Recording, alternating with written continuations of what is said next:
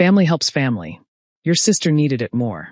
My mother delivered this explanation with the casual confidence of someone who genuinely believed she'd done nothing wrong.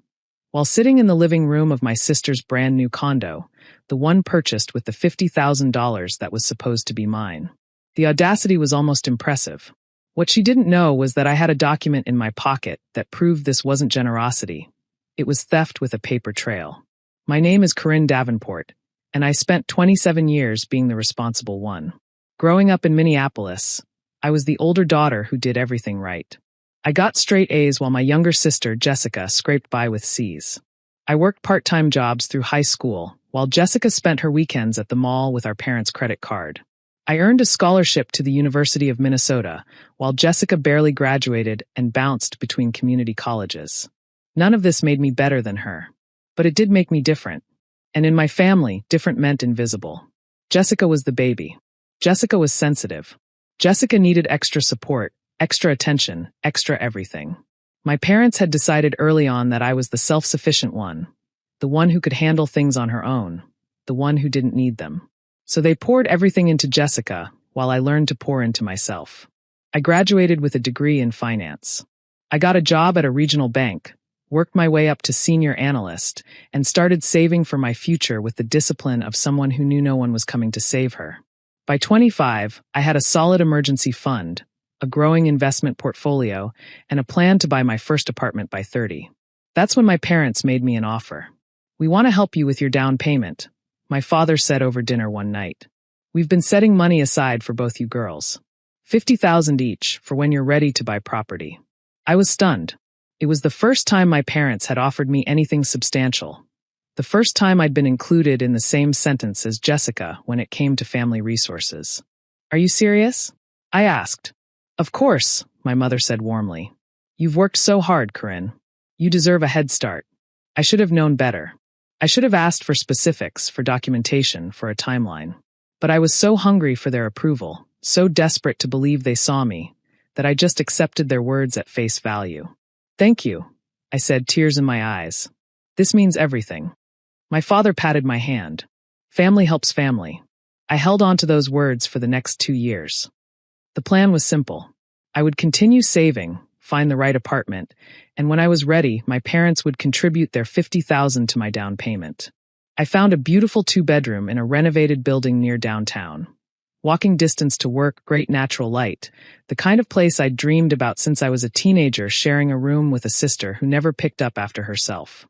The asking price was $220,000. With my savings and my parents' contribution, I'd be able to put down 20% and avoid private mortgage insurance. I'd done the math 100 times. It was perfect. 3 weeks before closing, I called my parents to arrange the transfer. My mother's voice was strange when she answered. Tight. Uncomfortable. "About that money, Corinne." My stomach dropped. "We had to make some adjustments," she continued. "Your sister needed help with her condo purchase. She found this amazing place in Edina, but the down payment was more than she had saved, so." "So what?" I interrupted, my voice rising. "What are you telling me?" "We lent her your portion. Temporarily. Just until she gets back on her feet." I couldn't breathe. "You gave Jessica my money?" "We didn't give it to her. It's a loan. She'll pay it back, and then you'll get your share. It might just take a little while." A little while. Jessica, who had never held a job for more than 6 months. Jessica, who had credit card debt she'd never paid off. Jessica, who had already borrowed money from our parents at least a dozen times and never returned a cent. "Mom, I'm supposed to close in 3 weeks. I've already signed the purchase agreement. I'll lose my earnest money if I back out now." "Then don't back out. Can't you just adjust your plans? Maybe get a smaller place?" She said it like it was nothing. Like 2 years of planning and saving could be casually rearranged because Jessica needed a condo in Edina. "I can't believe you did this," I said. "You promised me that money. Family helps family, Corinne. Jessica needed it more than you did. You're the strong one, you'll figure it out." There it was. The phrase I'd heard my entire life. You're the strong one. Translation. You're the one we don't have to care about. I lost the apartment. I lost my earnest money, $3,000 gone. I had to start over, recalculating what I could afford without the $50,000 I'd been counting on. Meanwhile, Jessica moved into her gorgeous Edina condo and threw a housewarming party that I was, of course, expected to attend. The party was on a Saturday afternoon in September. I didn't want to go, but my mother had called 3 times to remind me that family shows up for family. Apparently a one-way street that only applied when Jessica needed an audience for her triumphs. I arrived late, hoping to minimize my time there. The condo was stunning. Open floor plan, high ceilings, a balcony overlooking a park. Everything I'd wanted and been denied. Jessica greeted me with a hug that felt like a performance. Can you believe it? My own place. It's beautiful, I managed. Mom and Dad were so generous. I don't know what I would have done without them. I excused myself to use the bathroom, but I didn't go to the bathroom. I went to my parents' filing cabinet. They'd brought some paperwork with them. They always did when they visited Jessica, helping her with bills or documents or whatever else she couldn't manage on her own. Their briefcase was in the guest room, and inside it was a folder labeled Jessica, condo. I wasn't planning to snoop. I was planning to remind myself that I was better off without their money, without their games, without their favoritism. But then I saw the contract. It was a formal loan agreement. Dated, signed, notarized. $50,000 lent to Jessica Davenport by Ronald and Marilyn Davenport, to be repaid in monthly installments over 5 years at 3% interest. A loan. With a contract. With a repayment schedule. My parents had told me they were helping Jessica with what was supposed to be my gift. But they hadn't given her anything. They'd lent her my money, with interest, apparently planning to profit from my inheritance while I got nothing. I took photos of every page. Then I put the folder back exactly where I found it. And I waited. 2 months later, I was ready. It was Thanksgiving. The whole family gathered at my parents' house, just like every year. Jessica was there with her new boyfriend, some investment banker she'd met at a bar. Aunts and uncles filled the dining room. My grandmother held court from her armchair, asking everyone when they were going to give her great-grandchildren.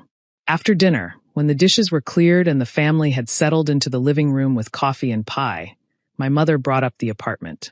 "Corinne, how is your housing search going? Have you found anything affordable?"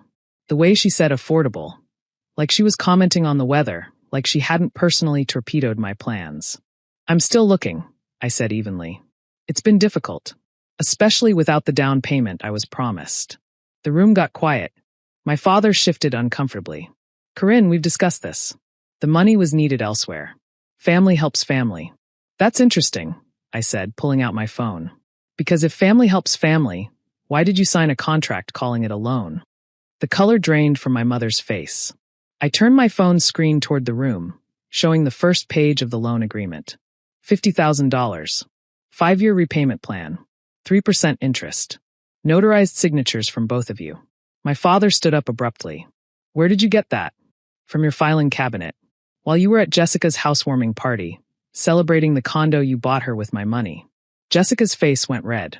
"It's not your money. Mom and Dad can do whatever they want with their savings."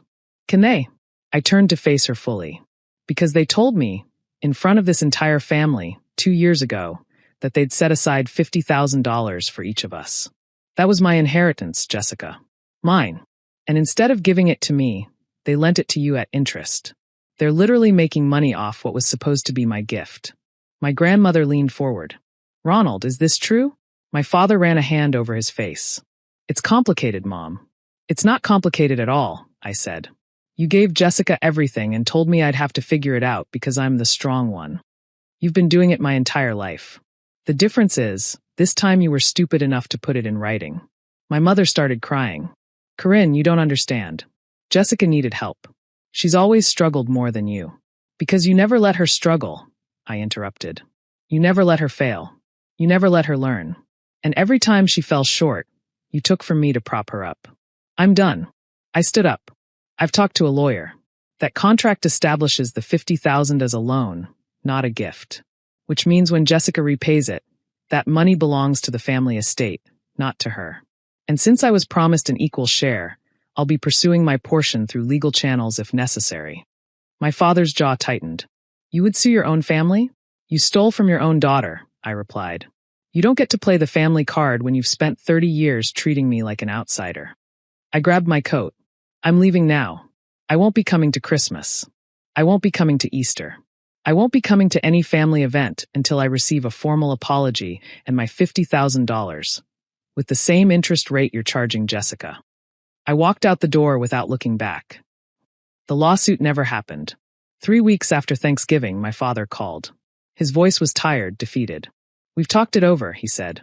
"You'll have your money by the end of the month." "And the apology?" A long pause. "I'm sorry, Corinne. We were wrong. We've been wrong for a long time. It wasn't enough. It would never be enough to undo decades of favoritism and neglect.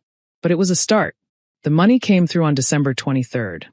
$50,000 plus interest. They'd calculated it themselves, matching the rate they'd charged Jessica.